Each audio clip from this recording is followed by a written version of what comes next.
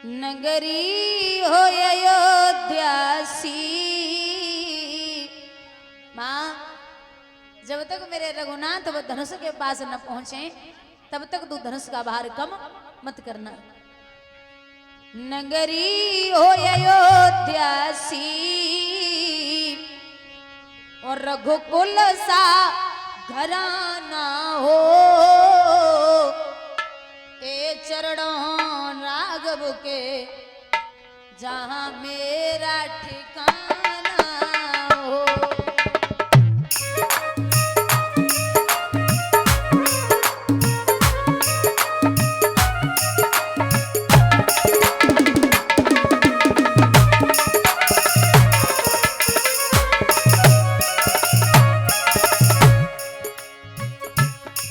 लक्ष्मण सा भाई हो, कौशल्या माई हो, स्वामी तुम जैसा मेरा रघुराई हो।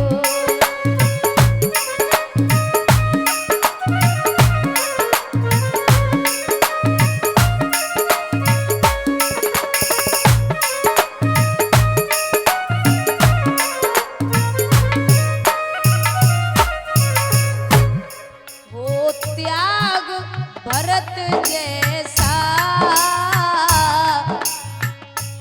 सीता सी नारी हो, लव कुश के जैसी संतान हमारी हो।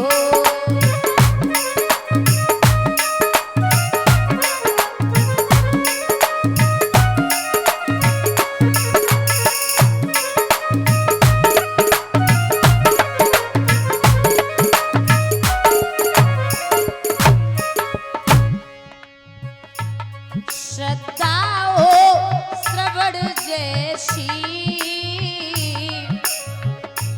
सवरी सी भक्ति हो, हनुमत के जैसी निष्ठा और शक्ति हो।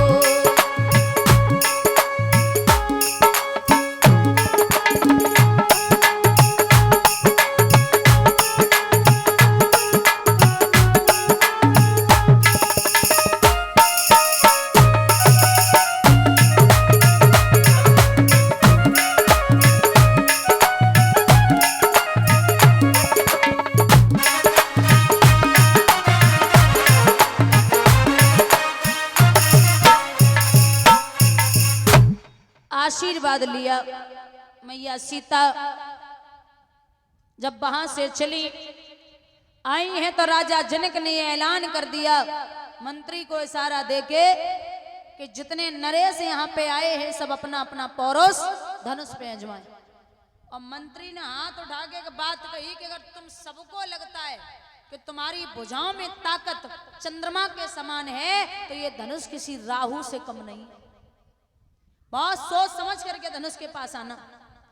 बाबा चौपाई में लिखते हैं माताओं कि भूप सहस दस एक ही बारा और लगे उठावन टरहन तारा।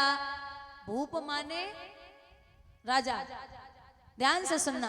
भूप माने राजा और शेष माने हजार। भूप शेष 10,000 एक ही 12 एक दिन में 12 संस्कृत में दिन को कहते 12। एक दिन में अगर एक राजा उठ के जा रहे हो ना तो 9,999 बैठे वे कह रहे कि बाबा तुम आओ धनुष है जाके हाथ से अगर टूट गयो तो सीता हमारी नहीं है पावेंगे। अब बाबा को तो सबकी सुननी है तो अब वो जो पहले वालों को वो कह रहे हो भगवान हम पे धनुष टूट जाए सीता जी मेरी है जावे। और जो 9,999 बैठे वे कह रहे कि ना टूटे। अब भगवान को तो सबकी सुनने उठाए हुए कि तो छोड़ो हिलायू तक ना पाओ वापस बैठे गो। अब जो वापस बैठो वो वामे से दूसरा उठो तो वो तो 9,999 भी शामिल है गो। अब वो पहले वालों कह रहे हो कि महाराज अगर हम पे ना टूटो तो जब धोखे में टूट जाए, हमारी सीता ना है पाई तो इन्हें की धोखे में ना है पावे। राजा जनक बैठे बैठे देख रहे और एक बात कही है कि प्रण करके मैंने कुछ न किया, अपनी चिंता पर रोता हूं, रह गई कन्या कुंवारी मेरी चिंता में डूबा जाता हूं। जितने नरेश बस आए यहाँ उन सब ही की छवि धूल हुई, मैंने तो निश्चय जान लिया पृथ्वी वीरों से हीन हुई। अब पृथ्वी पर कोई वीर नहीं बचा। राम और लक्ष्मण उसी सभा में बैठे।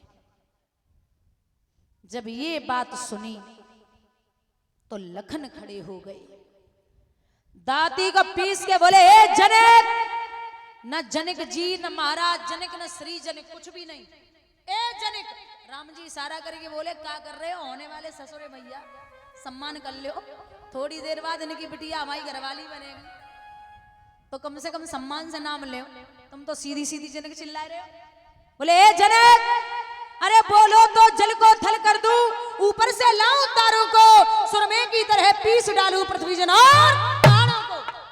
अगर भैया की आज्ञा मिले तो मैं आसमान से तारे ले आऊं, ये धनुष बहुत छोटी बात है। विश्वामित्र ने जो क्रोध में लखन को देखो सो राम जी की तरफ मुस्कुराए और बोले, ला उठ जाओ, हे राम उठो, धनवा तोड़ो, संताप जनक का हरण करो, उठ जाइए। जैसे ही कहा कि उठो तो बाबा फिर एक चौपाई लिखते हैं, अरे गुरहे प्रणाम और मन ही मन कीना, अति लाघव उठाए धनुलीना।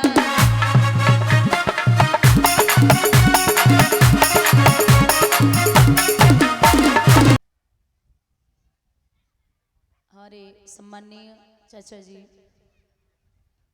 श्री अशोक यादव जी, हरगनपुर से जो भैया साथ में हम आते हैं राघवेंद्र भैया के, उनके पिताजी हैं, मतलब मेरे भी पिताजी हैं, और सम्मानित कर रहे हैं। प्रबंशी वाले से कामना करते हैं ईश्वर ऐसे बड़ों का आशीर्वाद हमारे ऊपर बना रहे, कृष्ण की कृपा हमेशा आप पर बनी रहे, परिवार में सुख और संपत्ति बनी रही, अभिलाषा और आकांक्षा है। बोलिए गोविंद भगवान की। भैया यहाँ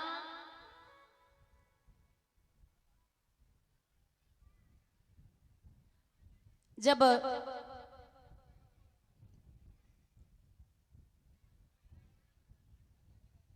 मैया सीता ने रघुवर को देखो है, एक चतुर सहेली सीता की बोली, बहना अगर ये श्याम रंग का बालक तेरा पति बन जाए तो बहुत बढ़िया होगा।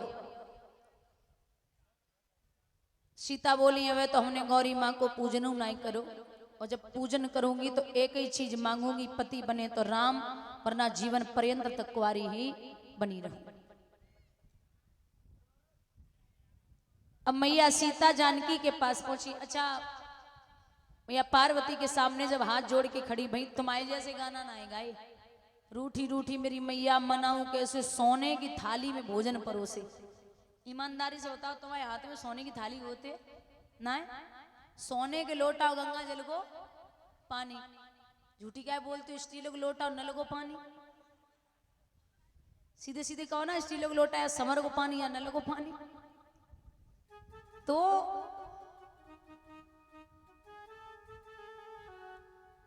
मैया मनावे पे खड़ी और एक बात कह रही है कि माँ